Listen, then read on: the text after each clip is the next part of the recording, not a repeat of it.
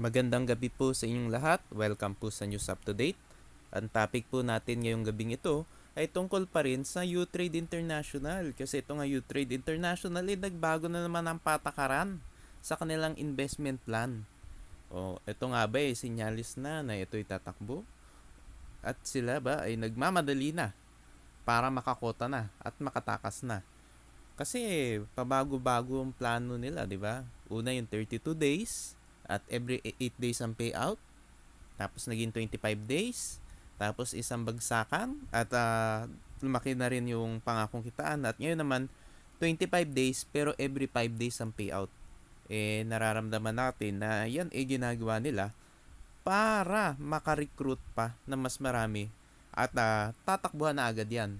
Ewan nga natin kung yung second monthly raffle nila matutuloy pa o baka monthsara na. So ito, basahin natin yung pinost ni Peb Evangelista, yung CEO ng U-Trade International or yung U-Bet Trade International.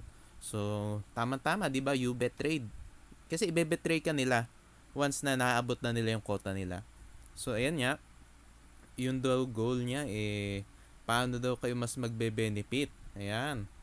Yan nga, 2 buwan na. 2 buwan na rin yung kumpanya. Kaya nga tuloy-tuloy. Kaya nga, yan nga, bago nga daw yung program, papalitan na raw yung 25 days lock-in, magiging 5 times 5 program or every 5 days, merong payout. So, ano nga, paano daw gagana yan? So, instead of 25 days ang waiting daw, 5 payouts every 5 days lock-in. So, every 5 days, ang makakapag-payout daw kayo ng 100% ng capital nyo. Wow, too good to be true, di ba? 100%.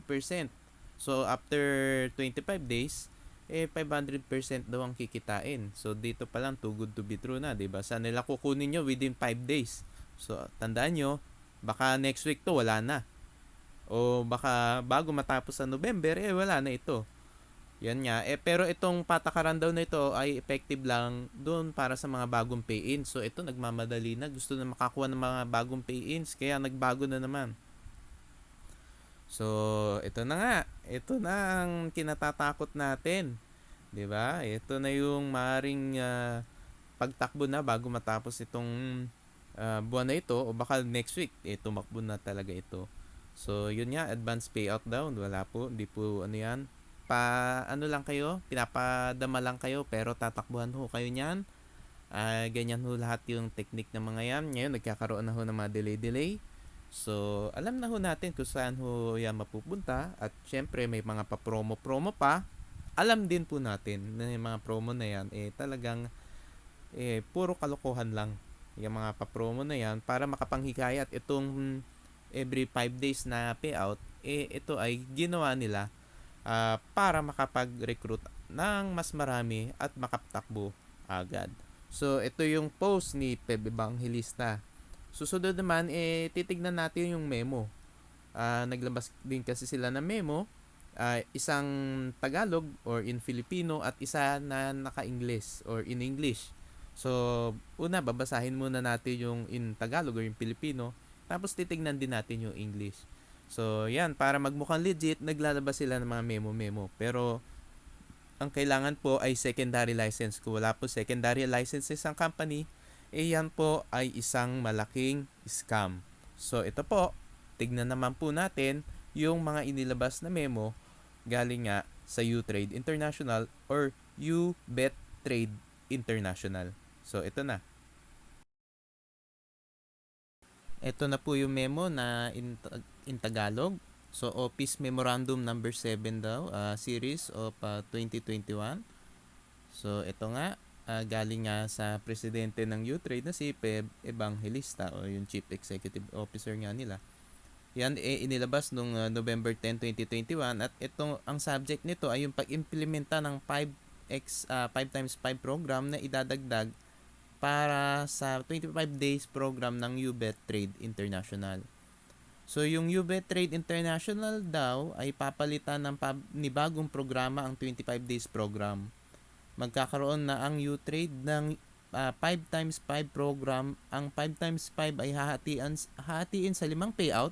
sa loob ng 25 days. Ang mga miyembro ay pwedeng mag-encash ng 100% profit kada 5 araw.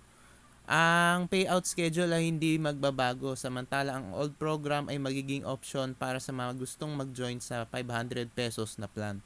So yun nga, ito nagmamadali na, kaya yan, nagbago sila uli ng complan para makapanghikayat at binilik pala at yung 500 pesos na plan para siguro yung iba kasi 'di ba baka ayaw nilang maglabas ng 1,000, so at least etong is company na ito baka dahil nagmamadali, dahil hanggang ngayon wala pa rin hindi pa rin sila nakakakota, binalik nila yung 500 pesos pang old program nga lang, old plan, yung 32 days yata yun.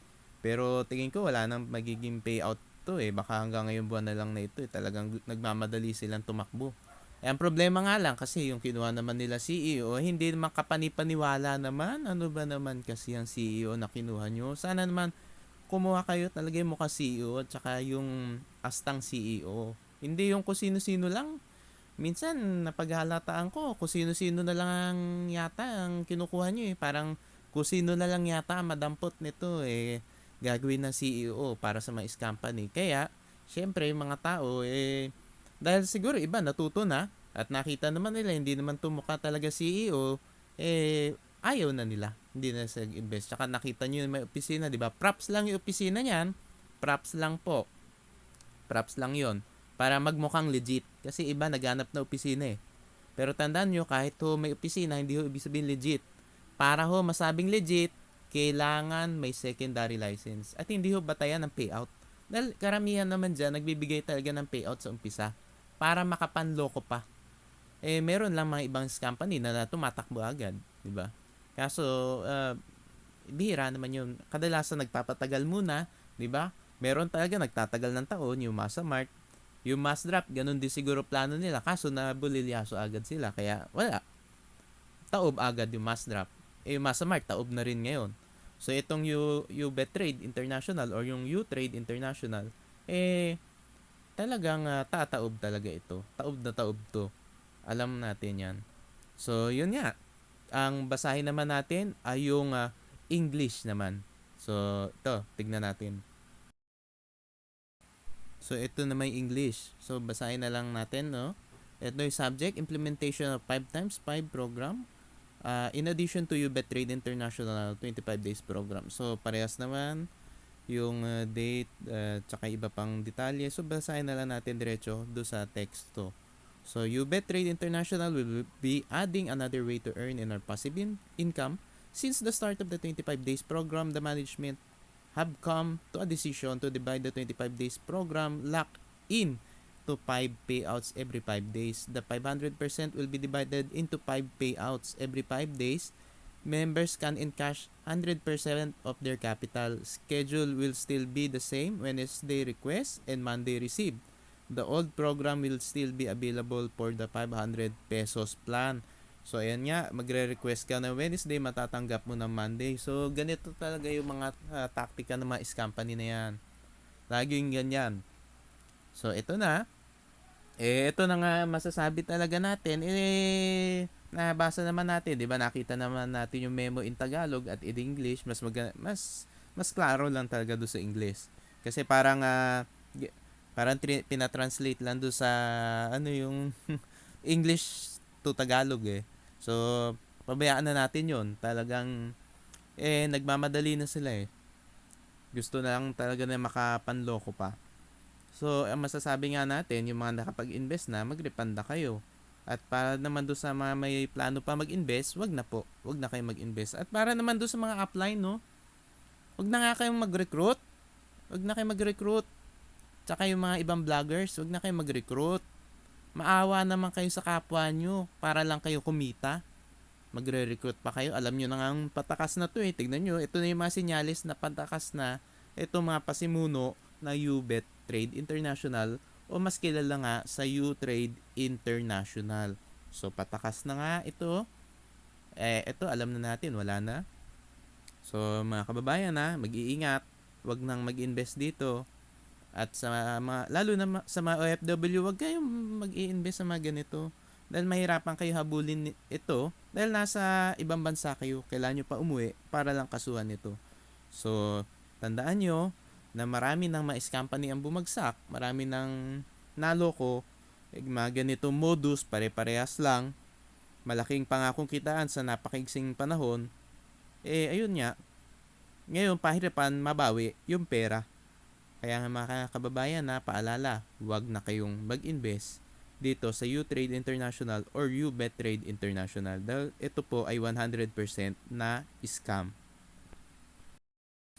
At ito pa, may bago pang update. Ito nga, nilabas ni Peb Evangelista na yung kanilang indirect referral daw ay babaguhin na. Yun nga, simula daw nang ilabas yung 5 times 5 program or 5x5 program. Yun nga daw, dati hanggang 12 level lang yung kanilang indirect referral pero ngayon hanggang infinite na raw. At dahil nga din daw dyan, under maintenance yung indirect referrals doon sa kanilang website. So ito na nga, maintenance, mga pagbabago sa patakaran at mga papromo, mga sinyalis ng papatakbo na po yan. Papatakbo na po. So bakit po tinanggal yung 12 level limit at ginawa infinite yung kanilang indirect referral para mas marami pa mag-refer, para lalo pang hikayatin na mag-refer yung mga members nila. Mga kababayan, di po kami nagkulang sa paalala. At ito nga, uulitin ko na ito nga ang Utrade International, base nga sa mga pinapakitang sinyales, ito po ay malapit ng tumakbo. So mga kababayan, mag-iingat po tayo at maging mapag-imbestiga bago po kayo mag-invest sa isang company. So muli, maraming salamat po sa lahat ng sumusuporta sa aking channel. God bless po.